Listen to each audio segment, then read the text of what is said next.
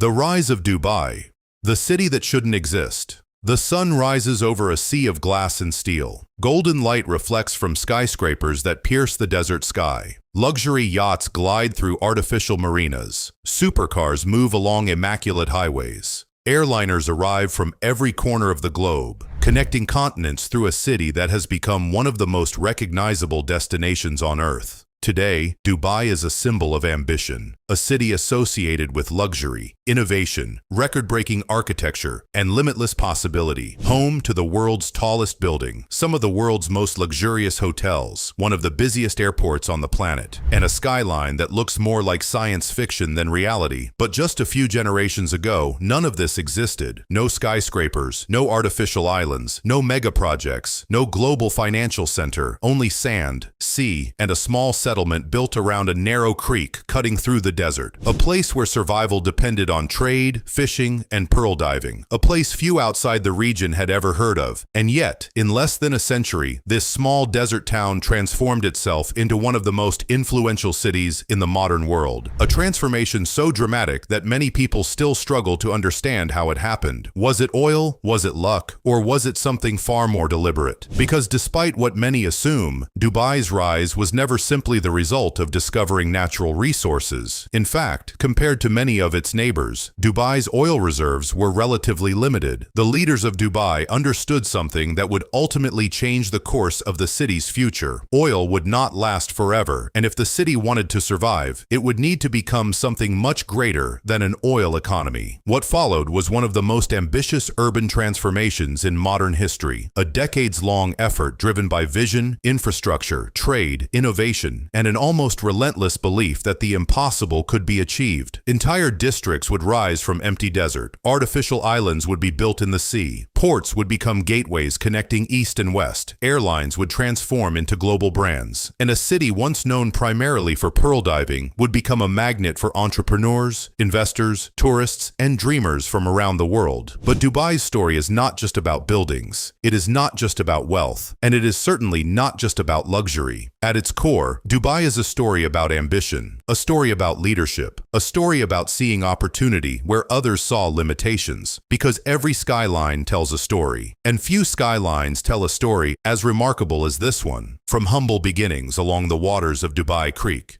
to becoming one of the most recognizable cities on Earth, this is the story of how a small desert settlement became a global icon. This is the rise of Dubai. Chapter 1.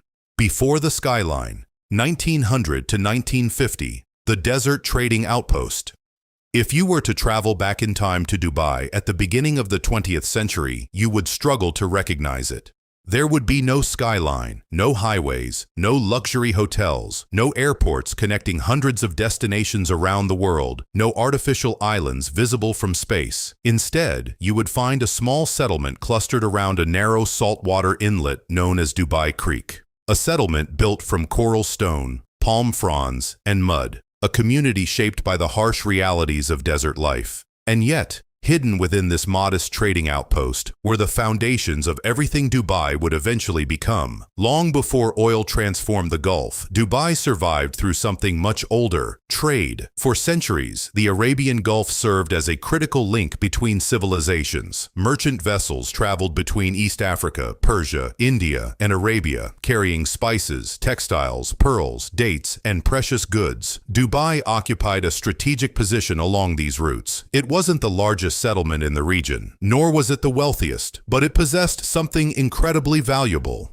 access. Dubai Creek provided a natural harbor where trading vessels could anchor, exchange goods, and continue their journeys. The creek became the lifeblood of the settlement. Every aspect of life revolved around it. Fishermen launched their boats from its shores. Merchants unloaded cargo onto its docks. Families built homes near its waters. And travelers arrived carrying ideas, cultures, and opportunities from distant lands. Unlike many isolated desert communities, Dubai was constantly exposed to the outside world. This openness would become one of its defining characteristics. The people of Dubai learned to adapt, to negotiate, negotiate, to welcome newcomers, and perhaps most importantly, to think beyond the limitations of geography. But life was far from easy. The climate was unforgiving. Temperatures regularly soared during the summer months. Fresh water was scarce. Agriculture was limited. The surrounding desert offered little margin for error. Survival required resilience. Families worked tirelessly to support themselves. Many relied on fishing, others engaged in trade, but one industry stood above all others: pearl diving. Before oil, pearls were the backbone of the Gulf economy. Natural pearls harvested from the waters of the Arabian Gulf were among the most sought-after luxury goods in the world. European aristocrats desired them. Indian royalty purchased them. Wealthy merchants competed for the finest specimens, and Dubai became one of the important centers of this trade. Each diving season, fleets of wooden dhows departed the creek. Hundreds of men spent months at sea searching the ocean floor. The work was dangerous. Divers descended without modern equipment, holding their breath for extended periods, facing exhaustion, injury, and sometimes death. Yet despite the risks, the industry generated significant wealth for the region. For many families, pearl diving represented the best opportunity for economic advancement. Entire communities depended on its success. The rhythm of life was dictated by the pearl season. The fortunes of merchants rose and fell with the quality of each harvest. For a time, the system worked. Dubai grew gradually. Trade expanded, connections strengthened, and optimism spread throughout the settlement. But beneath the surface, challenges were beginning to emerge. In the 1920s and 1930s, the global economy entered a period of turmoil. Demand for luxury goods declined. Then came a development that would devastate the Gulf's pearl industry: the introduction of cultured pearls from Japan. Unlike natural pearls, cultured pearls could be produced consistently and at lower cost.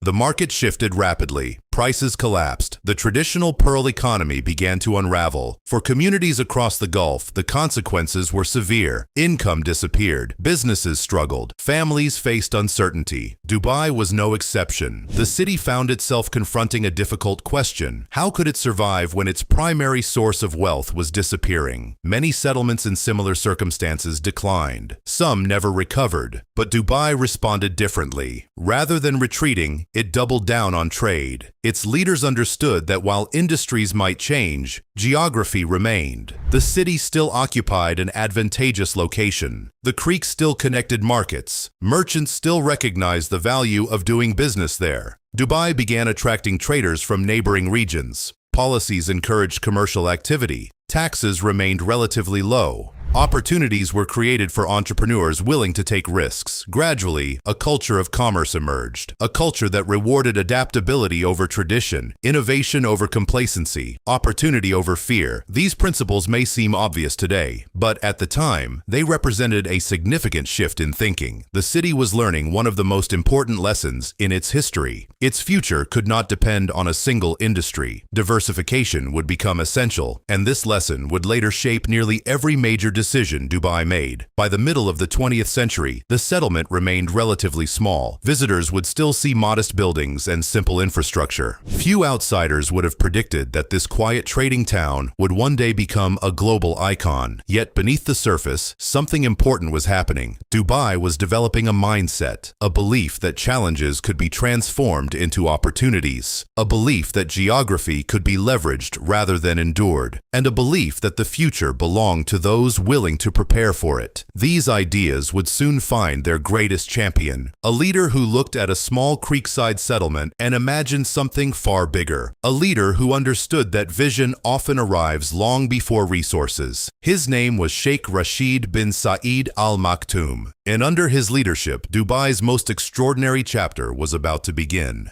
Chapter 2: Sheikh Rashid's Dream Vision. Before resources, in every great city, there comes a moment when the future begins long before anyone else can see it. For Dubai, that moment arrived through the vision of one man, a leader who looked at a small trading settlement on the edge of the Arabian desert and imagined something far greater. His name was Sheikh Rashid bin Saeed Al Maktoum, and without his leadership, the Dubai we know today would likely never have existed. When Sheikh Rashid became ruler of Dubai in 1958, The city remained a modest trading port. The population was small, infrastructure was limited, economic opportunities were constrained. The pearl industry had already collapsed. Oil had not yet transformed the region. Many neighboring cities faced similar challenges. Most leaders focused on immediate problems. Few thought decades ahead. But Sheikh Rashid viewed Dubai differently. He understood something many others did not. Dubai's greatest asset was not hidden beneath the ground. It was its location. Situated between Europe, Asia, and Africa, Dubai occupied one of the most strategically valuable positions in global trade. For centuries, merchants had passed through the Gulf, ships had sailed between continents, trade had connected civilizations. Sheikh Rashid believed that if Dubai could strengthen its role as a commercial gateway, its future would not depend on natural resources alone. This was a remarkable insight, especially considering that at the time, Dubai possessed very little wealth compared to what would come later. The city lacked the financial resources needed for large-scale development, but Sheikh Rashid had something more important. A long-term vision. He once expressed a belief that would become central to Dubai's development. My grandfather rode a camel. My father rode a camel. I drive a Mercedes. My son drives a Land Rover. His son will drive a Land Rover, but his son may ride a camel. The message was clear. Oil wealth would not last forever. The future had to be built before the resources disappeared. And so, Sheikh Rashid began making bold decisions. Some considered them risky, others thought they were unrealistic. But history would prove otherwise. One of his first major priorities was Dubai Creek. For generations, the creek had served as the city's commercial heart. But by the 1950s, larger vessels struggled to navigate its shallow waters. If Dubai wanted to attract greater trade, the creek needed to be expanded. The problem was cost. The project would require substantial investment, money that Dubai did not easily have. Many advisors opposed the idea. The risks seemed too great. Yet Sheikh Rashid believed the investment was essential. He pushed forward. The creek was dredged and expanded. Larger ships could now enter. Trade increased. Economic activity accelerated. And Dubai's role as a regional commercial center strengthened. It was one of the first examples of a pattern that would define the city for decades. Investing before immediate returns existed. Building infrastructure before demand fully arrived. Creating opportunities rather than waiting for them. This approach would later become a hallmark of Dubai's development strategy. But Sheikh Rashid's ambitions extended far beyond the creek. He understood that attracting businesses required confidence. Confidence required infrastructure. And infrastructure required action. Roads were built, utilities expanded, government services improved, investments flowed into transportation and communications. Every project served a larger purpose: to make Dubai easier to do business in. At the same time, the city adopted policies that welcomed merchants and entrepreneurs. Dubai developed a reputation for openness. Traders from across the Middle East, India, Persia, and beyond found opportunities there. Unlike many cities that relied heavily on bureaucracy and restrictions, Dubai sought to encourage commerce. This business-friendly environment became one of its greatest competitive advantages. The city's merchant culture grew stronger, economic networks expanded, and new opportunities emerged. By the early 1960s, Dubai was beginning to distinguish itself from neighboring settlements, not because it was wealthier, but because it was thinking differently. Its leadership was planning decades ahead, preparing for a future that had not yet arrived. And then, something happened that would dramatically accelerate those plans. Oil. In 1966, Dubai discovered commercially viable oil reserves at the Fateh oil field offshore in the Arabian Gulf. The discovery marked a turning point. Suddenly, resources became available. Revenue began flowing into the emirate. But what happened next is what truly separated Dubai from many other resource-rich regions. Because Sheikh Rashid never viewed oil as the destination, only as a tool. Many governments around the world had experienced resource booms. Some used their newfound wealth to fund short-term prosperity. Others became heavily dependent on a single industry. Sheikh Rashid wanted something different. He wanted diversification. He wanted trade. He wanted infrastructure. He wanted a city capable of thriving long after the oil reserves declined. And so, rather than simply spending oil revenues on consumption, Dubai invested aggressively in development. Ports, roads, airports, telecommunications, utilities, commercial districts. Every major investment was designed to create long-term economic activity. The goal was simple: turn temporary oil income into permanent economic advantages. Looking back today, it seems obvious, but at the time, it was a bold strategy. No one knew whether Dubai's ambitions would succeed. No one knew whether international businesses would choose the city. No one knew whether investors would come. Yet Sheikh Rashid continued building, project after project, year after year, driven by a belief that infrastructure creates opportunity, and opportunity creates prosperity. This philosophy transformed Dubai.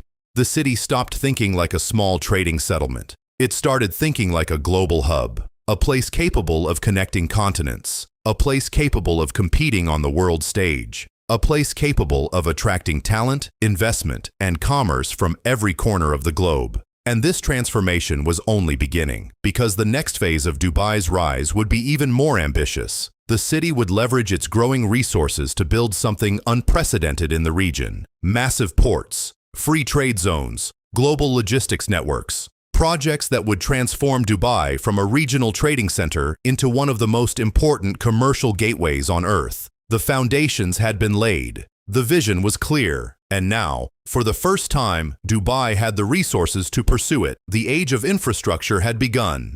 Chapter 3: The Discovery of Oil Opportunity, Not Destiny.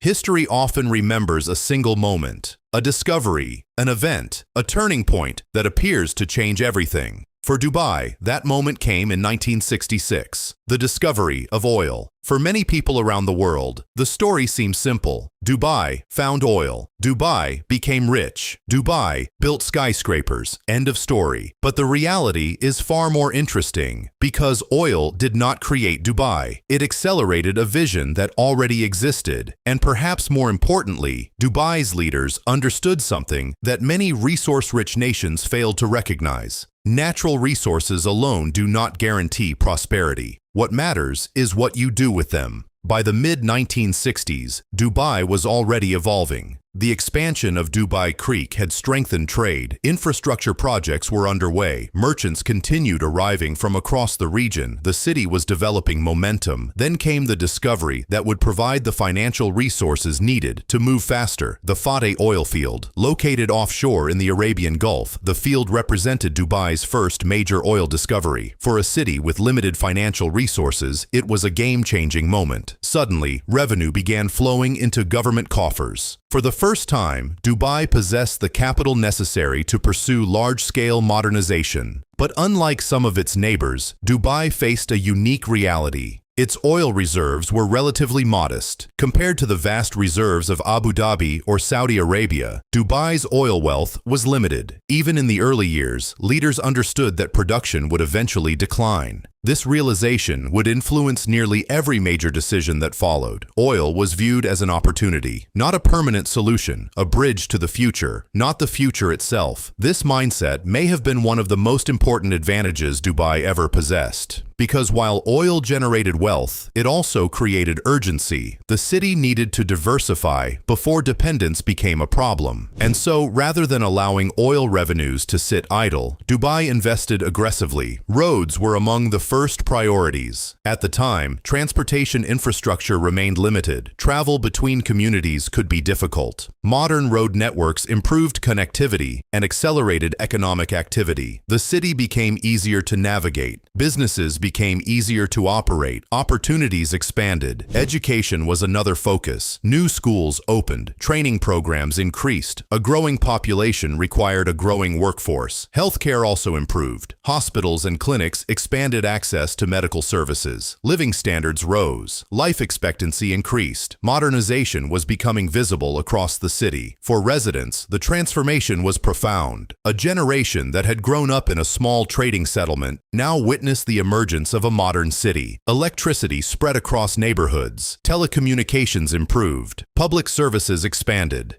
Infrastructure that many people take for granted today was being built almost from scratch. Yet perhaps the most important investments were those designed to support long-term economic growth. Airports, ports, commercial districts. These projects generated little excitement compared to future skyscrapers, but they created the foundation upon which everything else would be built. Sheikh Rashid understood that investors and businesses needed confidence. Confidence comes from infrastructure. Infrastructure creates opportunity, and opportunity attracts growth. This philosophy became central to Dubai's development model. The city consistently built ahead of demand, preparing for future growth before it fully arrived. Many governments wait for economic activity before investing. Dubai often reversed the equation. It invested first, then created the conditions for growth to follow. At times, the strategy appeared risky. Large projects required significant capital. Returns were uncertain. Critics questioned whether the investments would pay off, but leadership remained committed to the long-term vision, and gradually, results began to appear. Trade volumes increased, businesses expanded operations, international connections strengthened, Dubai's reputation grew. The city was becoming more than a regional trading center. It was evolving into a platform for global commerce. The oil industry itself also contributed to broader development. Foreign companies entered the market.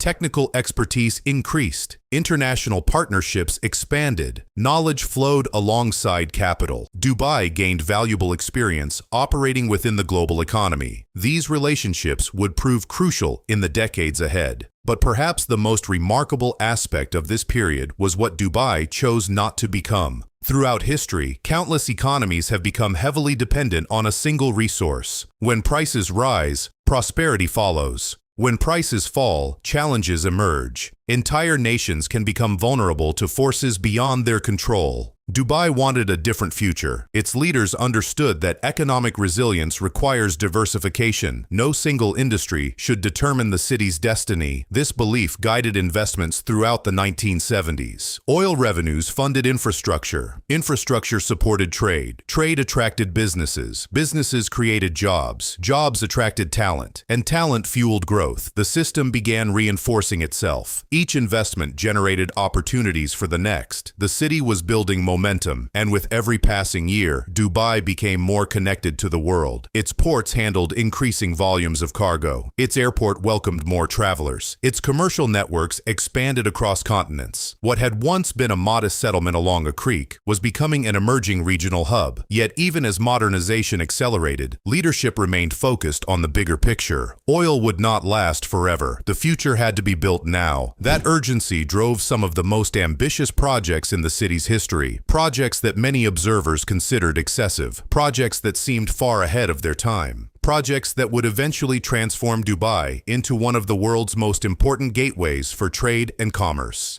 The next chapter of Dubai's rise would not be defined by oil wells. It would be defined by ports, ships, containers, global trade routes, and one of the boldest infrastructure strategies ever attempted in the modern Middle East. Because while others saw oil as the destination, Dubai saw it as the fuel for something much bigger. Chapter 4. Building a Global Gateway Trade. Ports and Ambition. As the 1970s unfolded, Dubai found itself standing at a crossroads. The discovery of oil had provided financial resources. Infrastructure projects were accelerating. The city was growing faster than ever before, but Dubai's leadership understood something that would shape the next phase of its rise. Oil alone would never be enough. If Dubai wanted to become a truly global city, it needed something larger, something capable of connecting the emirate to the world economy. The answer lay in trade. For centuries, trade had been Dubai's lifeblood. Long before oil, merchants had crossed the Arabian Gulf, carrying goods between continents. The city's location remained one of its greatest advantages. Sitting between Europe, Asia, and Africa, Dubai occupied a strategic position that few places on Earth could match. But geography alone wasn't enough. To capitalize on that location, Dubai needed infrastructure on a scale the region had never seen before. And so began one of the most ambitious development programs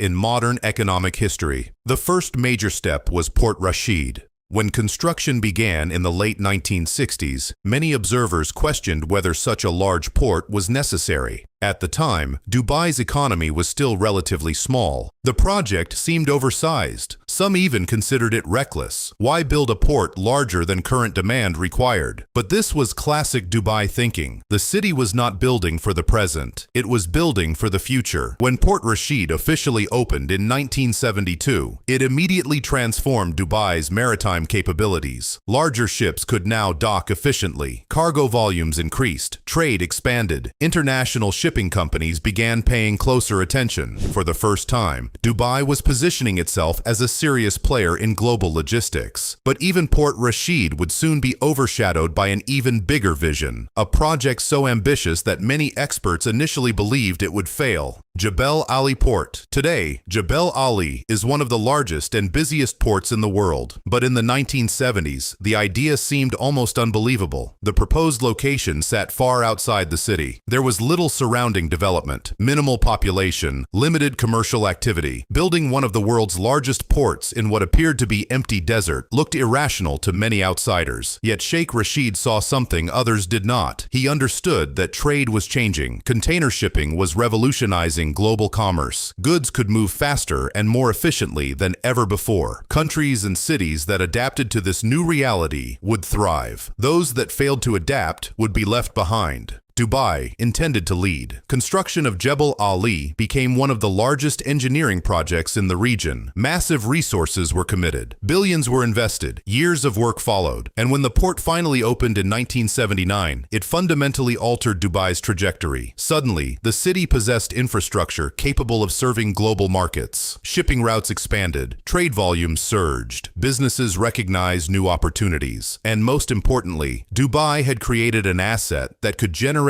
economic activity long after oil revenues declined. But the port itself was only part of the strategy. The real innovation came from what surrounded it. Dubai introduced something that was still relatively uncommon in the region: free trade zones. The concept was simple: create designated areas where international businesses could operate with fewer restrictions, greater flexibility, and significant incentives. Companies could own their operations, import and export goods efficiently, access world-class infrastructure, and connect directly to international markets. The most famous example would become the Jebel Ali Free Zone, often known as JAFZA. What began as a bold experiment soon evolved into one of Dubai's greatest economic successes. Businesses arrived from around the world. One by one, they established a presence in Dubai. The city's economy began diversifying at an extraordinary pace. Trade expanded beyond regional markets. Global supply chains started flowing through Dubai. The city was no longer simply serving the Gulf. It was becoming a bridge between continents: Europe,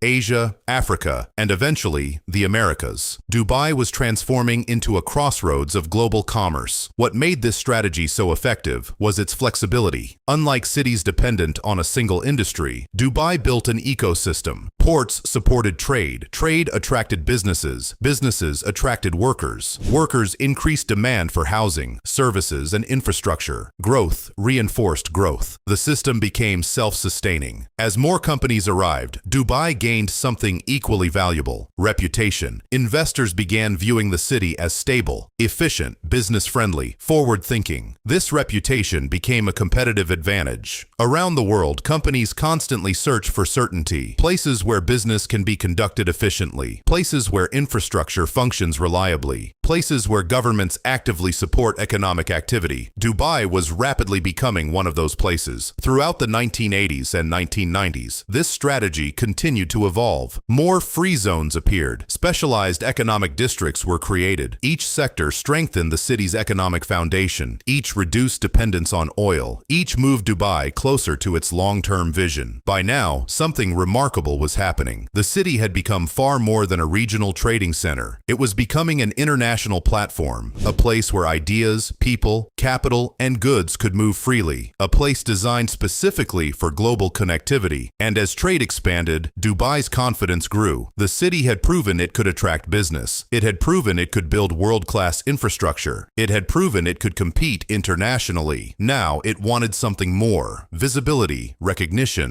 global attention.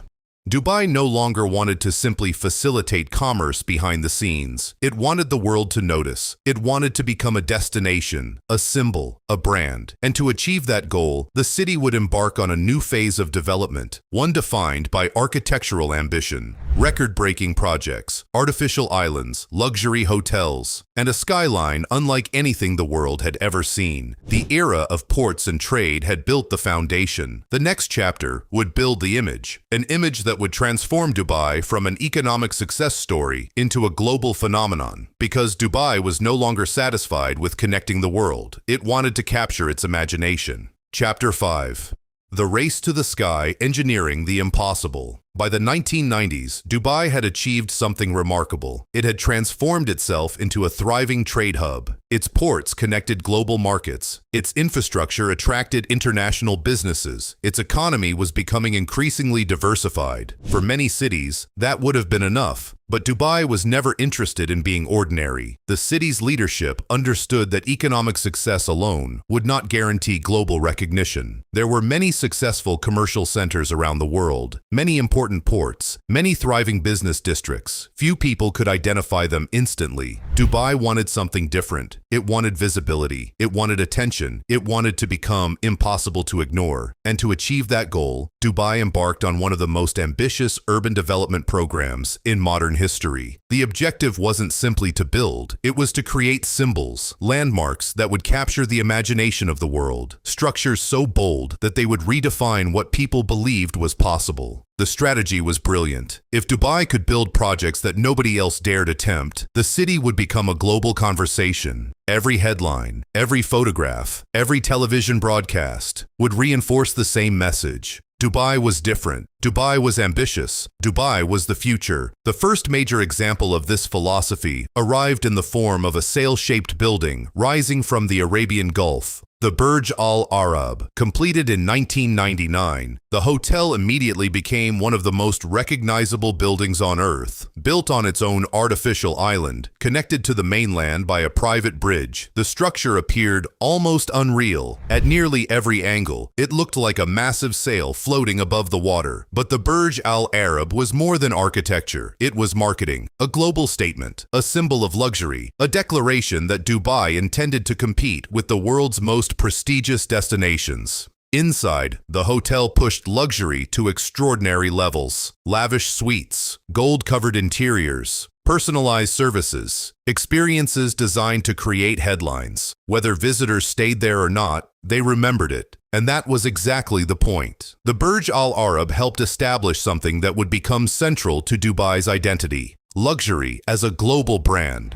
For the first time, millions of people around the world began associating Dubai with exclusivity, innovation, and ambition. But even as the Burj Al Arab attracted attention, something much larger was already being planned. A project so ambitious that many engineers initially questioned whether it could be achieved. Palm Jumeirah, an artificial island shaped like a palm tree, visible from space. At the time, the idea sounded almost impossible. The scale alone was staggering. Millions of cubic meters of sand, massive rock barriers, complex engineering challenges, an entirely new coastline created where none had previously existed. Yet Dubai pushed forward. Construction began in 2001. For years, enormous dredging vessels reshaped the seabed. Sand was carefully deposited. Breakwaters were constructed. Infrastructure networks were installed. Gradually, the outline of a giant palm tree emerged from the waters of the Gulf. The world watched with fascination. Many people could barely believe what they were seeing. An entire island being created from scratch, not for necessity, not for survival, but for ambition. Palm Jumeirah became one of the most successful branding projects in modern urban history. Luxury villas lined its fronds. Five-star resorts opened along its coastline. International investors purchased properties. Celebrities acquired homes. And photographs of the island circulated across the globe. The message was clear. Dubai wasn't following global trends. It was creating them. The city had discovered something powerful. Architecture could function as advertising. Every iconic project increased global awareness. Every engineering achievement strengthened the city's image. Every ambitious development attracted visitors, investors, and media attention. And so Dubai continued building, faster, bigger, more daring. Entire districts emerged from the desert. Skyscrapers multiplied. Construction cranes dominated the skyline. What had once been open sand became one of the most active development zones in the world. The pace was astonishing. Visitors returning after only a few years often struggled to recognize the city.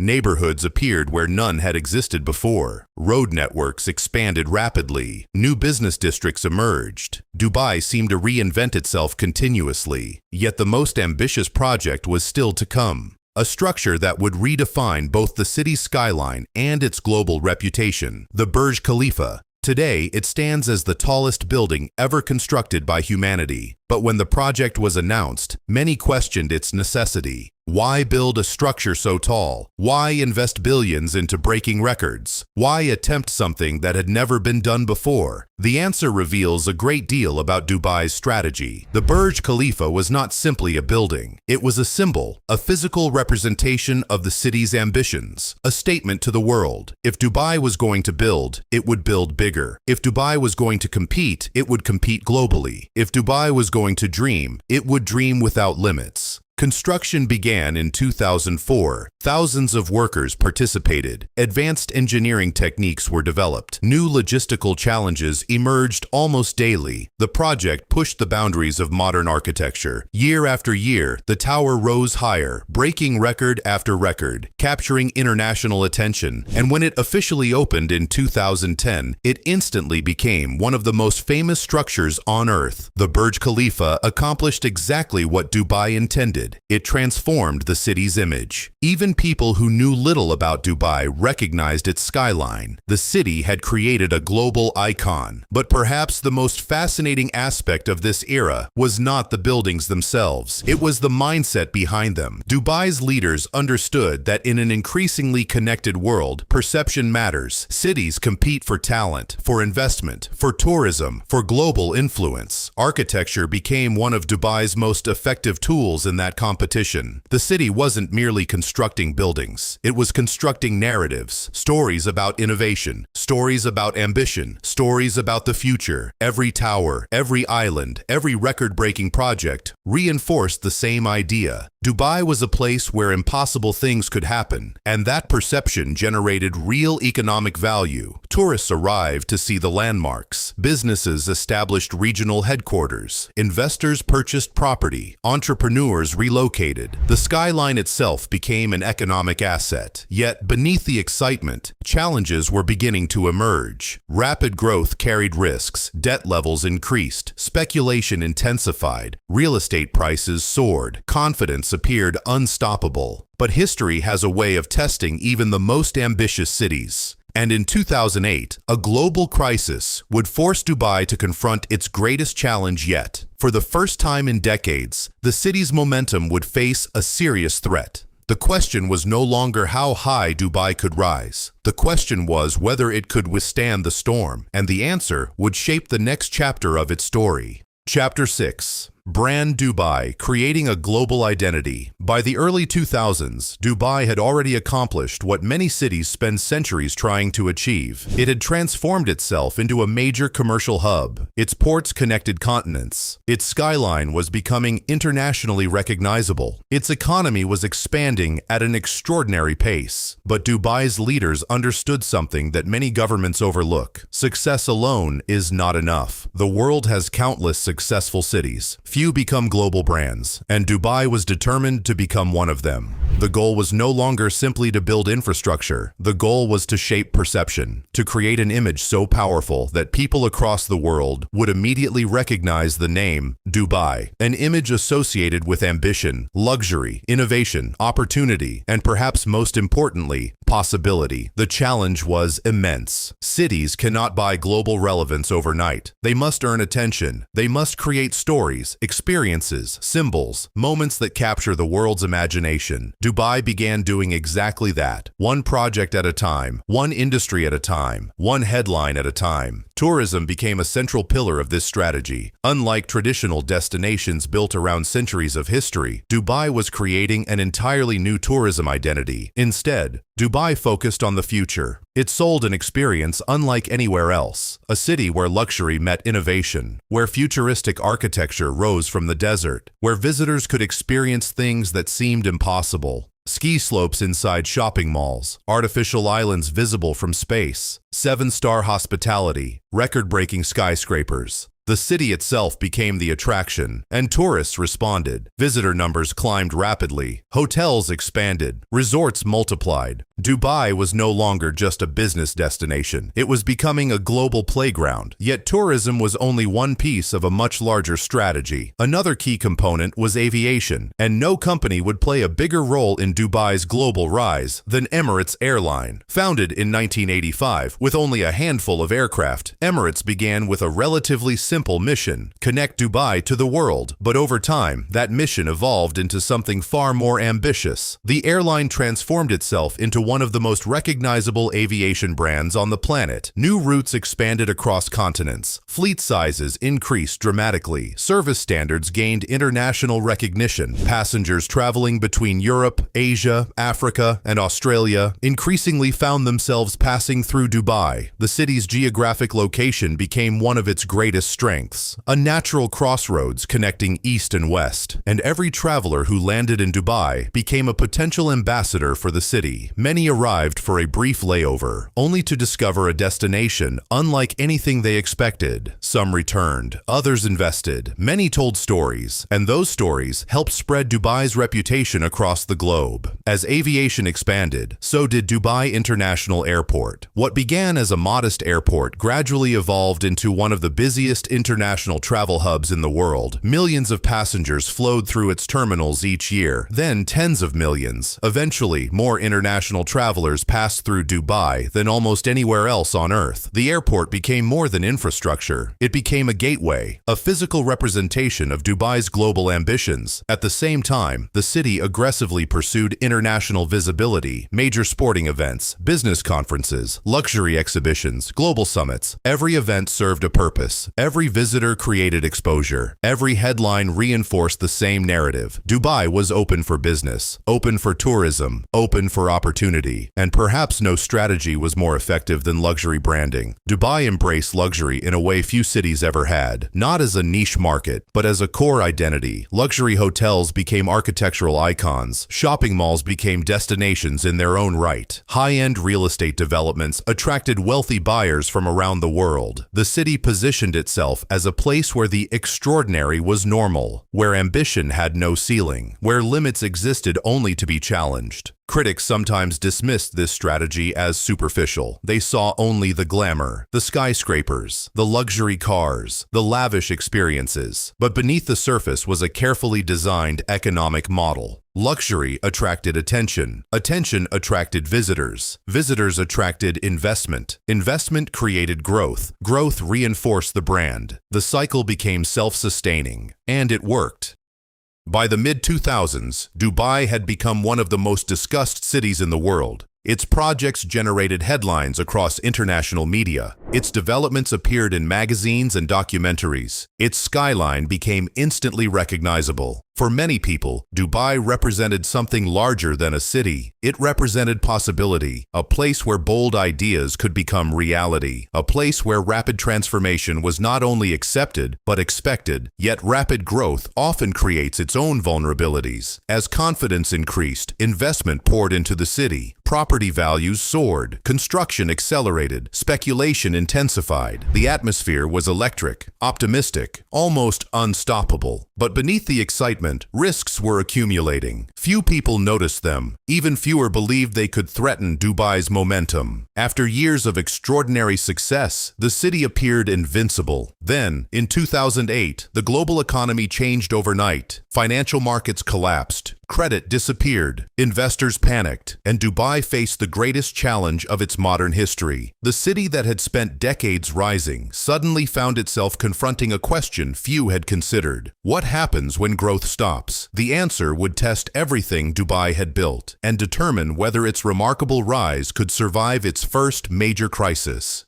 Chapter 7. Crisis and resilience. Surviving the storm. For much of the early 2000s, it seemed as though Dubai's rise had no limits. The skyline was expanding at a breathtaking pace. Investors from around the world were pouring money into real estate. Developers announced increasingly ambitious projects. Luxury towers sold out before construction even began. Property values climbed year after year. Confidence was everywhere, and confidence can be a powerful force. But it can also create dangerous assumptions. By 2008, Dubai had become one of the fastest-growing cities on Earth. Its transformation captured international attention. Yet beneath the surface, vulnerabilities were beginning to emerge. Much of the growth had been fueled by easy credit and global investment. Banks were lending aggressively. Developers were building rapidly. Investors believed prices would continue rising indefinitely. Then the global financial system began to crack. What started as a housing crisis in the United States quickly spread throughout international markets. Major financial institutions collapsed. Credit froze. Investors panicked.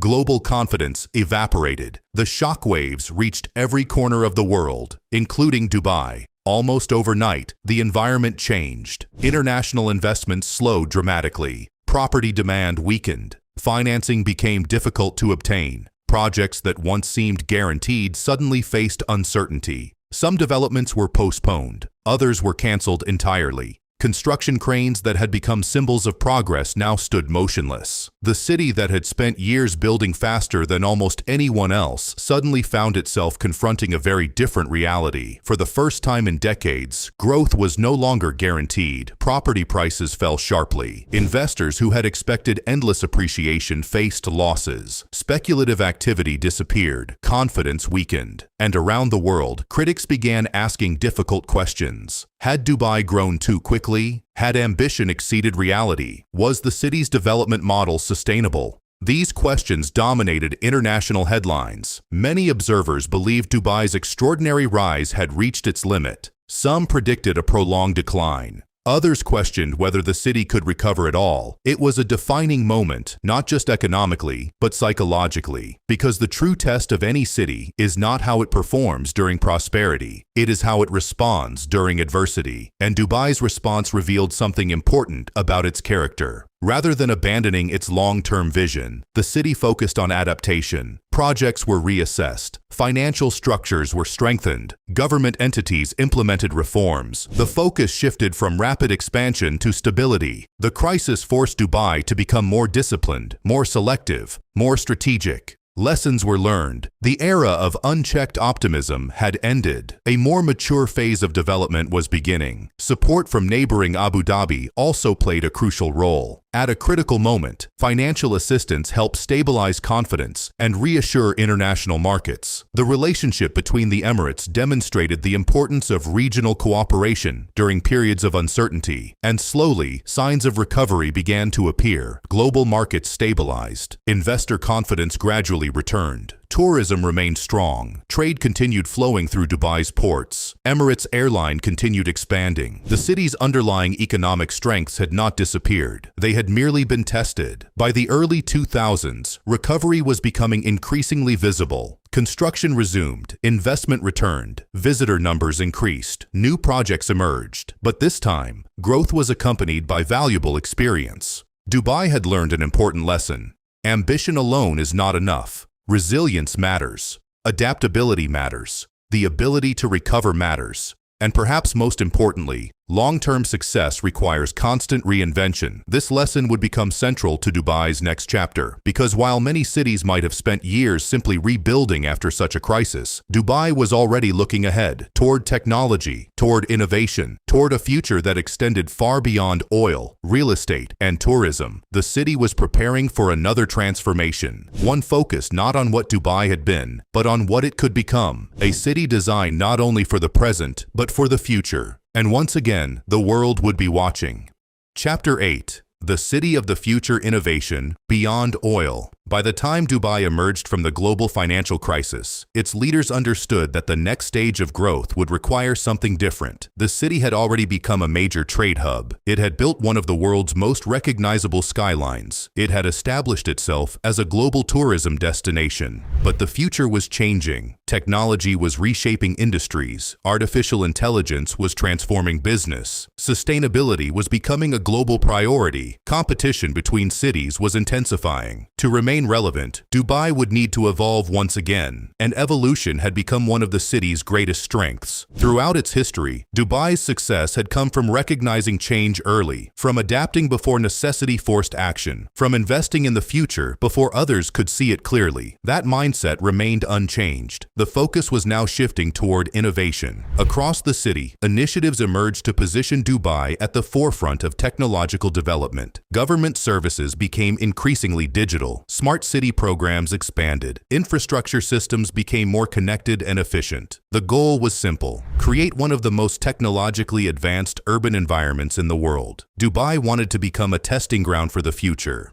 a place where new ideas could move from concept to reality quickly. This approach attracted entrepreneurs, investors, and technology companies from around the globe. Innovation districts emerged. Startup ecosystems expanded. International firms established regional headquarters. The city continued diversifying its economy beyond traditional sectors. Artificial intelligence became a major priority. Leaders recognized that AI would influence everything from transportation and healthcare to finance and logistics. Rather than reacting to these changes, Dubai sought to embrace them. Government strategies focused on integrating AI into public services. Research initiatives expanded. Technology partnerships increased. The city positioned itself as an early adopter of emerging technologies. At the same time, sustainability became increasingly important. For decades, Dubai's story had been associated with rapid development and ambitious construction. Now the challenge was ensuring long-term environmental resilience. Major investments were directed toward renewable energy.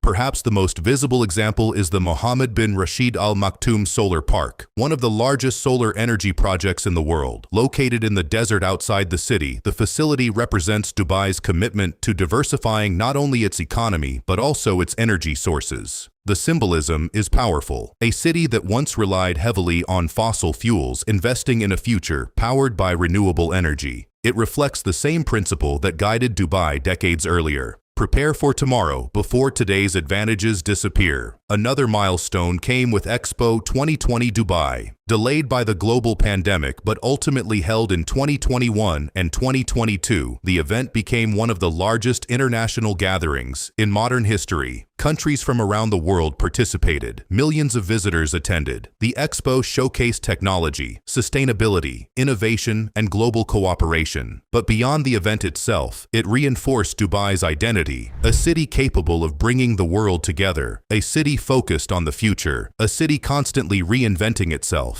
And that reinvention continues today. The Dubai of the future is not intended to be an oil economy, nor simply a tourism destination, nor merely a financial center. Instead, the vision is broader. A diversified global city powered by innovation, technology, trade, talent, and entrepreneurship. A city designed to remain relevant in a rapidly changing world. Because throughout its history, Dubai has demonstrated a remarkable ability to evolve. From a pearl diving settlement, to a trading port, to a logistics hub, to a global destination, to a center of innovation, each transformation built upon the last. Each chapter prepared the city for the next. And if history offers any lesson, it is that Dubai's story is far from finished. The city has never viewed success as a destination, only as a platform for the next ambition, the next challenge, the next opportunity. And that mindset may ultimately be its greatest competitive advantage. From desert sands to global symbol, there are cities that grow, there are cities that evolve, and then there are cities that completely reinvent themselves. Dubai belongs to the latter. Its story is unlike almost any other in modern history. In little more than a century, it transformed from a small settlement along a narrow creek into one of the most recognizable cities on Earth, a place visited by millions, a global center for trade, a hub for aviation, a destination for tourism, a symbol of luxury, and increasingly, a center for innovation. Yet perhaps the most remarkable aspect of Dubai's rise is not what was built.